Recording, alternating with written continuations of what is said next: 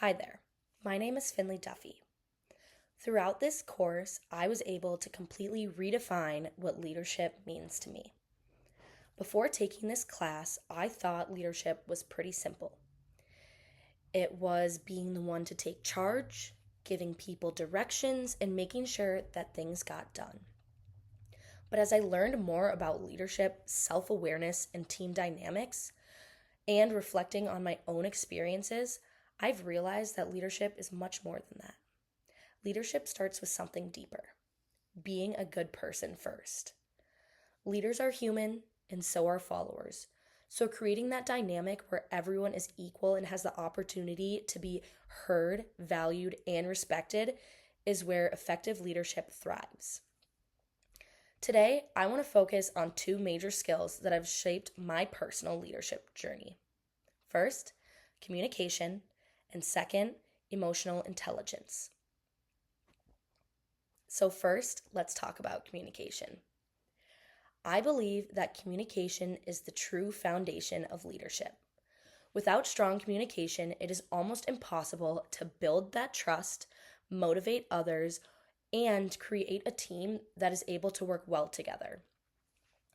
A lot of people think communication is just about talking, but real leadership communication is much more about listening, being clear, giving feedback, and being honest even when it's uncomfortable. When you actively listen and really pay attention without just planning your next response, it makes a huge difference on how others feel heard and respected.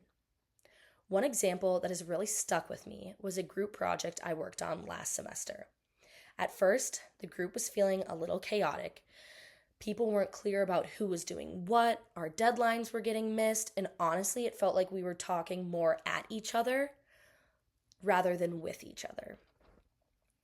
Typically, I enjoy taking the role as group leader and setting up the group in a way where we are able to understand what is expected of us and how we can meet and or exceed those expectations.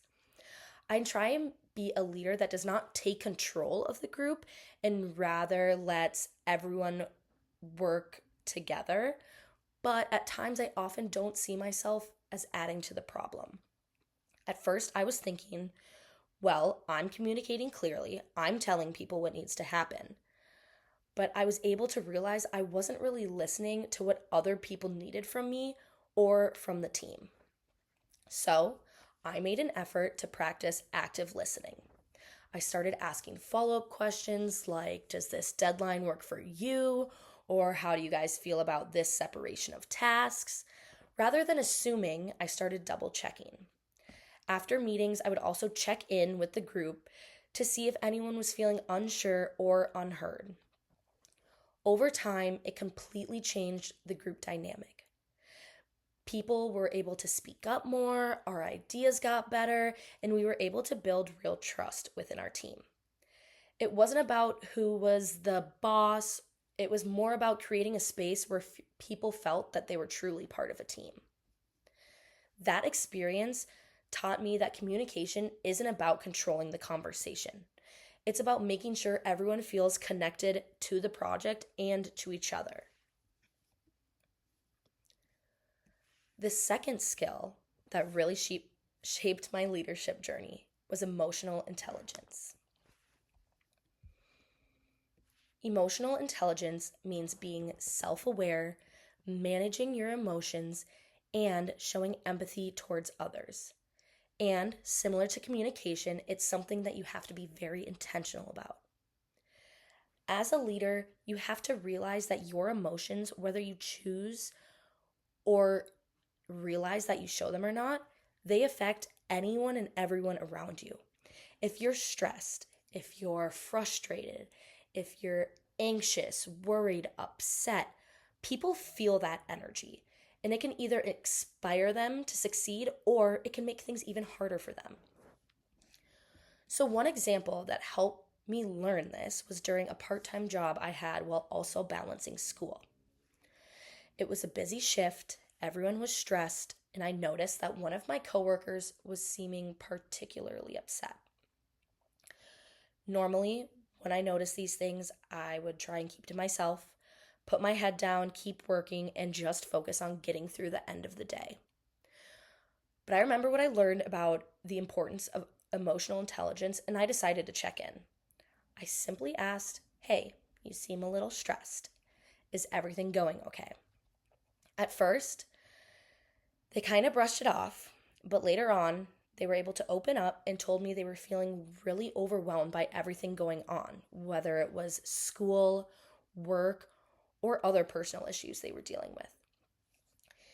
In the past, I have been someone to try and find solutions to others' problems. Rather than listening, I thought that finding the quickest fix is what would benefit them the most. Later on, I realized this was not the case. So, reflecting back on what I learned about the importance of emotional intelligence, this time I didn't try and fix their problems. Rather, I just listened. In that small moment, just being someone who cared enough to notice, it made a huge difference for them.